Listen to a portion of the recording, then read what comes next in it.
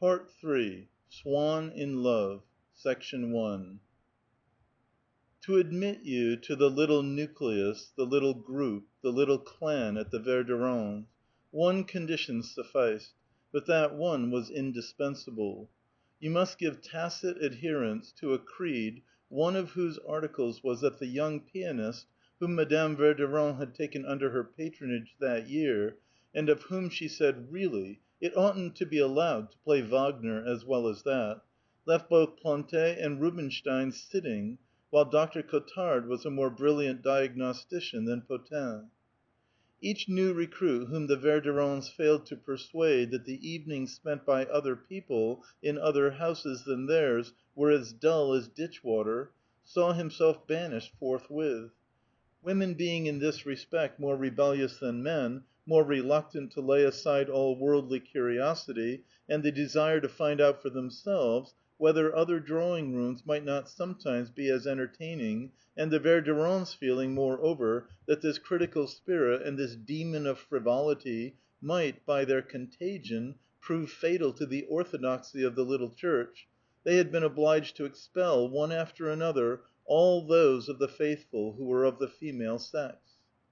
Apart from the doctor's young wife, they were reduced almost exclusively that season, for all that Madame Verdurin herself was a thoroughly good woman and came of a respectable middle class family, excessively rich and wholly undistinguished, with which she had gradually and of her own accord severed all connection, to a young woman almost of a certain class, a Madame de Crécy, whom Madame Verdurin called by her Christian name Odette, and pronounced a love, and to the pianist's aunt, who looked as though she had, at one period, answered the bell, ladies quite ignorant of the world, who in their social simplicity were so easily led to believe that the Princesse de Sédan and the Duchesse de Guermantes were obliged to pay large sums of money to other poor wretches in order to have any one at their dinner parties, that if somebody had offered to procure them an invitation to the house of either of those great dames, the old doorkeeper and the woman of easy virtue would have been contemptuously declined. The Verdurins never invited you to dinner. You had your place laid there. There was never any programme for the evening's entertainment. The young pianist would play, but only if he felt inclined, for no one was forced to do anything. And, as Monsieur Verdurin used to say, "We're all friends here. Liberty Hall, you know."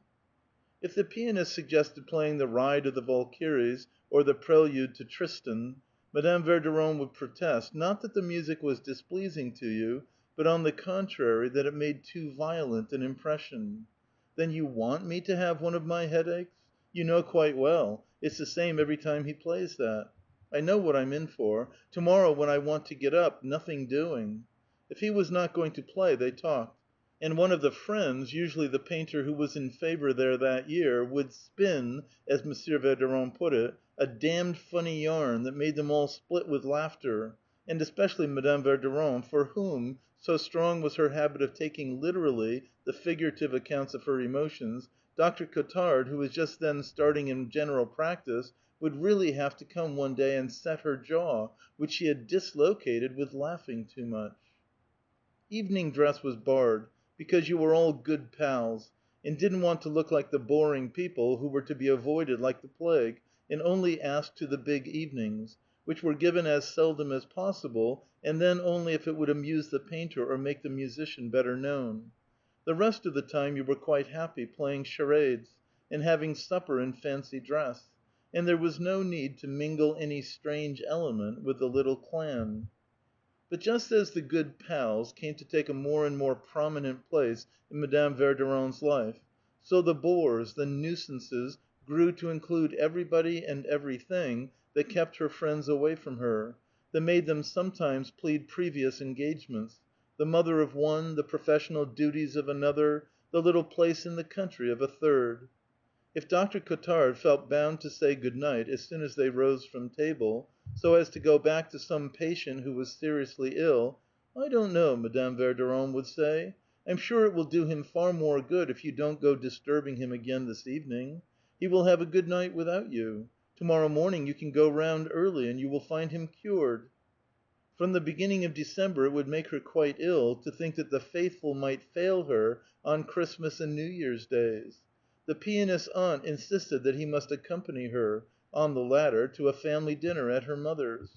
"You don't suppose she'll die, your mother," exclaimed Madame Verdurin bitterly, "if you don't have dinner with her on New Year's Day like people in the provinces." Her uneasiness was kindled again in Holy Week. "Now you, doctor, you're a sensible, broad-minded man. You'll come, of course, on Good Friday, just like any other day?" she said to Cottard in the first year of the little nucleus, in a loud and confident voice, as though there could be no doubt of his answer. But she trembled as she waited for it, for if he did not come, she might find herself condemned to dine alone. "I shall come on Good Friday, to say good bye to you, for we are going to spend the holidays in Auvergne." "In Auvergne, to be eaten by fleas and all sorts of creatures? A fine lot of good that will do you!" And after a solemn pause, "If you had only told us, we would have tried to get up a party, and all gone there together, comfortably." And so, too, if one of the faithful had a friend, or one of the ladies a young man, who was liable now and then to make them miss an evening, the Verdurins, who were not in the least afraid of a woman's having a lover, provided that she had him in their company, loved him in their company, and did not prefer him to their company, would say, "Very well, then, bring your friend along." And he would be put to the test, to see whether he was willing to have no secrets from Madame Verdurin, whether he was susceptible of being enrolled in the little clan.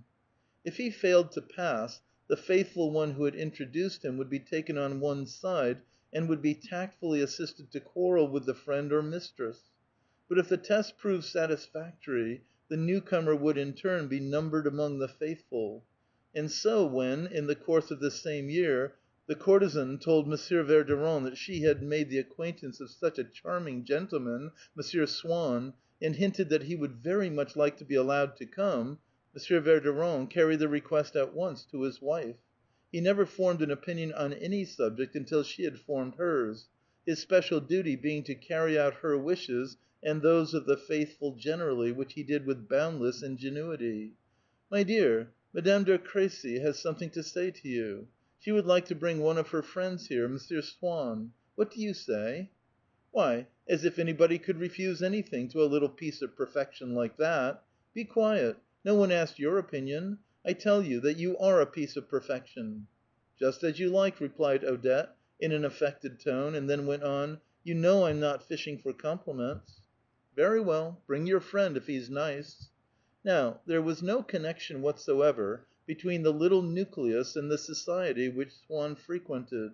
and a purely worldly man would have thought it hardly worth his while, when occupying so exceptional a position in the world, to seek an introduction to the Verdurins. But Swann was so ardent a lover that, once he had got to know almost all the women of the aristocracy, once they had taught him all that there was to learn, he had ceased to regard those naturalization papers, almost a patent of nobility, which the Faubourg Saint Germain had bestowed upon him, save as a sort of negotiable bond, a letter of credit with no intrinsic value, which allowed him to improvise a status for himself in some little hole in the country, or in some obscure quarter of Paris, where the good-looking daughter of a local squire or solicitor had taken his fancy. For at such times desire, or love itself, would revive in him a feeling of vanity from which he was now quite free in his everyday life,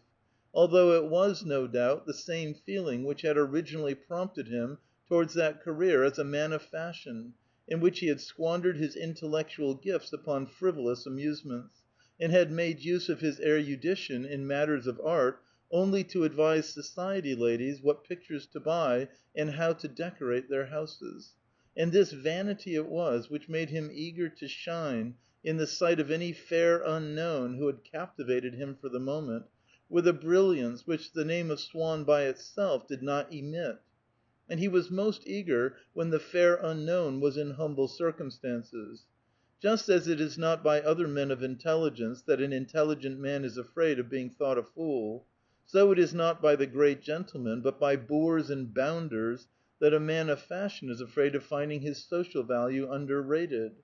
Three-fourths of the mental ingenuity displayed, of the social falsehoods scattered broadcast ever since the world began, by people whose importance they have served only to diminish,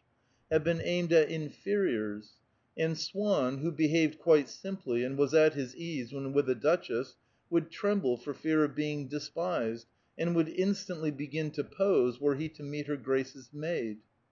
Unlike so many people who, either from lack of energy or else from a resigned sense of the obligation laid upon them by their social grandeur, to remain moored like houseboats to a certain point on the bank of the stream of life, abstain from the pleasures which are offered to them above and below that point, that degree in life in which they will remain fixed until the day of their death, and are content, in the end, to describe as pleasures, for want of any better, those mediocre distractions, that just not intolerable tedium which is enclosed there with them. Swann would endeavor not to find charm and beauty in the women with whom he must pass time, but to pass his time among women whom he had already found to be beautiful and charming. And these were, as often as not, women whose beauty was of a distinctly common type, for the physical qualities which attracted him instinctively, and without reason, were the direct opposite of those that he admired in the women painted or sculptured by his favorite masters.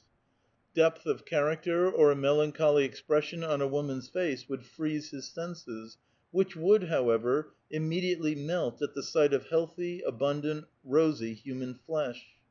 If on his travels he met a family whom it would have been more correct for him to make no attempt to know, but among whom a woman caught his eye, adorned with a special charm that was new to him, to remain on his high horse and to cheat the desire that she had kindled in him, to substitute a pleasure different from that which he might have tasted in her company by writing to invite one of his former mistresses to come and join him, would have seemed to him as cowardly an abdication in the face of life, as stupid a renunciation of a new form of happiness, as if instead of visiting the country where he was, he had shut himself up in his own rooms and looked at views of Paris.